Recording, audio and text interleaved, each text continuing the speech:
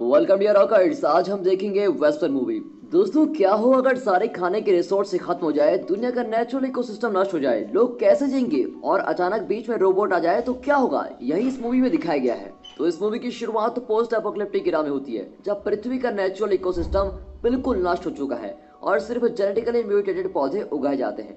सारे जानवर मर गए हैं और ह्यूमंस के लिए नेचुरल फूड का कोई भी रिसोर्स नहीं बचा है। अब इन हालात में सिटिडल नाम के कुछ सिटीज बनाए गए हैं जहां नेचुरल रिसोर्सेज पाए जाते हैं, पर यहाँ पर सिर्फ पावरफुल लोग ही रहते हैं और आम जनता का यहाँ आना जाना मना है। यहाँ जो बीज तैयार किए जाते हैं उनसे सिर्फ एक बार पौधे उगाए जा सकते हैं और ये पौधे फल या फूल नहीं देते, इसलिए ह्यूमंस इन पौधों को खाकर जिंदा रहते हैं। सिटिडल के पावरफुल लोगों ने जक्स नाम के रोबोट्स तैयार किए हैं जो बिल्कुल ह्यूमंस जैसे होते हैं, पर इनमें इमोशंस और सोचने की क्षमता नहीं होती। इतने बदतर हालात में जंगल के बीच एक 13 साल की लड़की वेस्पर रहती है। वो अपने बीमार पिता डेरियस की देखभाल करती है और दोनों एक जेनेटिक ड्रोन के जरिए कम्युनिकेट करते हैं जिसे डेरियस कंट्रोल करता है। इस ड्रोन के जरिए ही डेरियस देखता है, सुनता है और बात करता है। अब इस सुनसान जगह पर ये ड्रोन ही वेस्पर का इकलौता साथी है। वेस्पर का हर दिन एक जैसा होता है। वो रोज खाना ढूंढने के लिए निकलती है, फिर डेरेस की देखभाल करती है और कभी कभी एक पुरानी लैब में जाकर कुछ प्लांट्स पर एक्सपेरिमेंट करती है। फ्यूचर की इस दुनिया के ज्यादातर लोग जेनेटिक इंजीनियरिंग और बायोकेमिस्ट्री रिसर्च करते हैं और वेस्पर ने अपने एक्सपीरियंस से बायोकेमिस्ट्री सीखी है। वो पृथ्वी पर नेचुरली रिप्रोड्यूस करने वाले प्लांट्स को वापस लाने के लिए रिसर्च कर रही है। हालांकि डेरेस उसको लैब में जाने से मना करता है क्योंकि वो जगह सेफ नहीं है, पर वेस्पर उसकी बात ही नहीं मानती। अब एक दिन वेस्पर और डेरियस का ड्रोन एक मुसाफिर को देखते हैं जो वहां पर पड़ा हुआ कबाड़ उठा रहा होता है। वेस्पर ने सुना है कि मुसाफिर रोगी हैं जो बेवजह कबाड़ इकट्ठा करते रहते हैं। अब वेस्पर मुसाफिर के पास जाना चाहती है, लेकिन डेरिस उसको मना कर देता है क्योंकि उसकी पत्नी भी किसी मुसाफिर के साथ चली गई थी और वो अपनी बेटी को खोना नहीं चाहता। तभी घर से एक आवाज आती है। दोनों भागकर जाके देखते हैं तो किसी ने जनरेटर तोड़ दिया है। इसी जनरेटर की मदद से डेरिस अभी तक जिंदा है। अब वेस्पर जल्दी से पाइप को ठीक करती है, पर उसको एक नई बैटरी की जरूरत होती है। अब उसे डेरेस के भाई जॉनस से मदद मांगनी पड़ेगी, पर जॉनस बहुत ही बुरा आदमी है जो बच्चों के खून के लिए उनको जानवरों की तरह पालता है। वो बच्चों के खून को सिडल में बेचता है और बदले में अपने लिए बीज लेके आता है। अब वेस्पर जॉनस के पास जाती है तो वहां पर एक बच्चा टूटी हुई लकड़ियों के बीच में फंसा होता है। वो बेचारा दर्द से चिल्लाता है, लेकिन जॉनस और उसके गुलाम वहीं बैठते बैठते उसके मरने का इंतजार कर रहे होते हैं। जॉनस को उस बेचारे के लिए बुरा लगता है और वो अपने गुलाम से कहता है कि उस बच्चे को मार डालो। और ये देखकर सबको जॉनस पर बहुत ही गुस्सा आता है, लेकिन उनमें जॉनस के खिलाफ बोलने की हिम्मत ही नहीं होती। अब जॉनस वेस्पर से उसका खून मांगता है और बदले में उसको जनरेटर की बैटरी देने का वादा करता है। फिर खून देने के बाद जब वेस्पर बैटरी मांगती है तो जॉनस कहता है कि बैटरी कल दूंगा। वेस्पर विनती करती है कि बैटरी के बिना पापा एक भी दिन जिंदा नहीं रह सकते, लेकिन जॉनस साफ इनकार कर देता है और वेस्पर को भी दूसरे बच्चों की तरह अपना गुलाम बनाना चाहता है। बेचारी वेस्पर अपना खून लेकर भागने की कोशिश करती है, लेकिन जॉनस उसको पकड़ लेता है और उसको बाहर धकेल देता है। पर वेस्पर हार नहीं मानती और वो कुछ देर बाद जॉनस के फार्म में जाती है, लेकिन वहां उस मरे हुए बच्चे को काट कर उसका खून निकाला जाता है। ये देखकर वेस्पर बहुत ही घबरा जाती है, लेकिन हिम्मत करके जॉनस के स्टोरेज रूम की ओर भागती है। वहां जॉनस का एक गुलाम खड़ा होता है जो स्टोरेज रूम का गार्ड है, लेकिन वो जॉनस से शिकायत नहीं करता क्योंकि वो जानता है कि वेस्पर अच्छी लड़की है। फिर वेस्पर स्टोरेज रूम से कुछ बैटरीज और बीज को चुरा लेती है और घर की ओर भागती है। तभी सिटिडल से एक कंटेनर उसके ऊपर से उड़कर जाता है। अब वेस्पर गैस करती है कि ये कंटेनर उस मरे हुए बच्चे का खून लेने और बदले में जॉनस को बीज देने जा रहा है। वो तुरंत घर जाकर बैटरी को कनेक्ट करती है और अपने पिता की जान बचाती है। फिर अगली सुबह डेरेस पूछता है कि ये नए बीज कहाँ से आए। वेस्पर झूठ बोलती है, लेकिन डेरेस को पता चल जाता है। दोनों में काफी बहस होती है और वेस्पर गुस्से में घर से बाहर भाग जाती है। तभी जंगल के बीच उसको एक घायल लड़की दिखती है। अब कुछ अजीब दिखने वाले क्रिएचर्स उसके शरीर से खून चूस रहे होते हैं। लगता है वो रात भर यहीं पड़ी थी। वेस्पर गैस करती है कि कल उसने जो कंटेनर देखा था वो क्रैश हो गया होगा और ये लड़की उसी में आई होगी। वो उन क्रिएचर्स को हटाकर उस लड़की को घर लेके आती है और उसके घावों पर बैक्टीरियल बैंडेज लगाती है जिससे घाव जल्दी ठीक हो जाते हैं। अगली सुबह वो लड़की उठती है तो बिल्कुल ही चौंक जाती है और अपने पिता को ढूंढती है।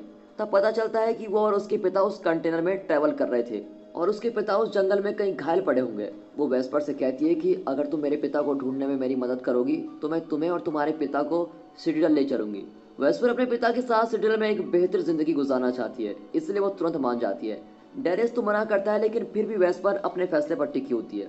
उस रात वेस्पर कीड़ों का सूप बनाकर उस लड़की को देती है। वो लड़की अपना नाम कैमलिया बताती है और कहती है कि मैं सिटिडल की सिटीजन हूँ।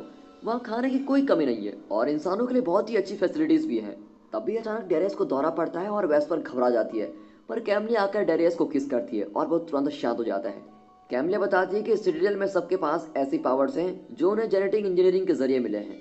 वहाँ बायोटेक्नोलॉजी में कई आविष्कार किए गए हैं, लेकिन फिर भी वे फलने फूलने वाले पौधे नहीं बना पाए हैं। अगले दिन वेस्पर कैमला के पिता की तलाश में निकलती है और बीच जंगल में वो कैमला के पिता को देख लेती है जो अभी जिंदा है। लेकिन इससे पहले कि वो कोई मदद करे, जोनस और उसके गुलाम वहां पहुंच जाते हैं। लेकिन जोनस को सिटिडल के लोगों से काफी नफरत है और वो उस आदमी को मार डालना चाहता है। फिर वेस्पर उसकी जान की भीख मांगती है, लेकिन जोनस कैमले के पिता को मार ही डालता है। अब कुछ देर बाद वेस्पर घर लौटकर कैमले को बताती है कि जंगल में उसको कोई भी नहीं मिला। अब वेस्पर कैमले को जोनस से बचाना चाहती है, क्योंकि जोनस कंटेनर के दूसरे पैसेंजर को ढूंढ रहा होता है। अब वेस्पर कैमले पर विश्वास करने लग जाती है और बताती है कि मुझे भी बायोटेक्नोलॉजी में इंटरेस्ट है। फिर वो उसको अपने पर्सनल गार्डन में लेके जाती है और गार्डन को दिखाकर कैमलिया बिल्कुल ही हैरान रह जाती है, क्योंकि इतनी छोटी लड़की ने जंगल के बीच सिटिडल जैसा गार्डन बनाया होता है। उसमें ऐसे ऐसे पौधे होते हैं जो सिटिडल में भी नहीं पाए जाते। इनमें से ऐसे भी पौधे हो सकते हैं जो खुद रिप्रोड्यूस कर सकते हैं। कैमले वेस्पर को शाबाशी देती है और बताती है कि उसके पापा भी एक जेनेटिक इंजीनियर हैं। ये देखकर वो बहुत ही खुश होंगे और कुछ प्लांट्स तो वो अपने साथ सिटिडल ले जाना चाहेंगे। पर वेस्पर कैमले को कैसे बताए कि उसके पिता तो अब इस दुनिया में है ही नहीं, उनको जोनस ने मार दिया है। घर लौटने पर वेस्पर बताती है कि मेरी माँ बहुत ही अच्छा गाती है, लेकिन पिछले साल एक दिन अचानक वो अपनी आवाज़ खो बैठी और उसके 2 दिन बाद ही वो एक मुसाफिर के साथ चली गई। तब से वेस्पर यही सोचती है कि किसी वायरस से इन्फेक्ट होने पर लोग मुसाफिर बन जाते हैं। वो जानती है कि सिटिडल के लोग जग से अपना सारा काम करवाते हैं, पर उसका मानना है कि ह्यूमंस जग से बेहतर काम कर सकते हैं। तब कैमलिया उसे बताती है कि इमोशंस और आज़ाद सोच न होने के कारण जग्स सिटिडल के लोगों की सेवा करते हैं, लेकिन ह्यूमंस ऐसी गुलामी कभी नहीं करेंगे। इसलिए सिटिडल के लोग ह्यूमंस को नौकरी पर नहीं रखते। फिर रात को वेस्पर और कैमलिया पुरातन जानवर जैसे कुत्ते और बिल्लियों के बारे में किताबें पढ़ती हैं। अगले दिन वेस्पर और डेरियस का ड्रोन जोनस के फार्म में जाता है, जहां पर उन्हें एक्स्ट्रा बैटरीज मिल सकती है। डेरियस का ड्रोन पहले जाता है, लेकिन वो पकड़ा जाता है। जोनस ड्रोन को टॉर्चर कर रहा होता है, क्योंकि पिछले दिन कुछ बैटरीज चोरी हो गए थे। जोनस ने उस लड़के को भी मार डाला होता है जो कल स्टोरेज रूम की रखवाली कर रहा था। अब ये सब देखकर वेस्पर बड़ी डर जाती है। जोनस उस ड्रोन को डैमेज कर देता है, जिसके जरिए वेस्पर अपने पिता से कम्युनिकेट करती है।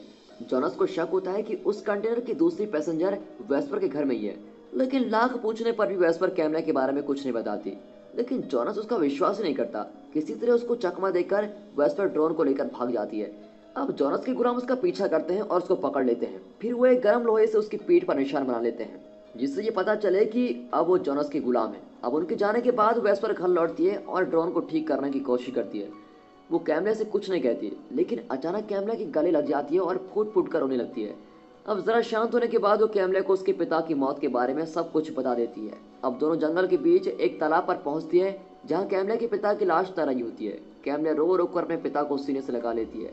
फिर वेस्पर उसे शांत करने की कोशिश करती है, लेकिन तब वो कैमले की पीठ पर एक निशान देखती है, और ये निशान जेनेटिकली म्यूटेटेड जग्स पर ही होते हैं। तो क्या इतने दिन से उसने एक रोबोट को अपने घर में पनाह दी थी?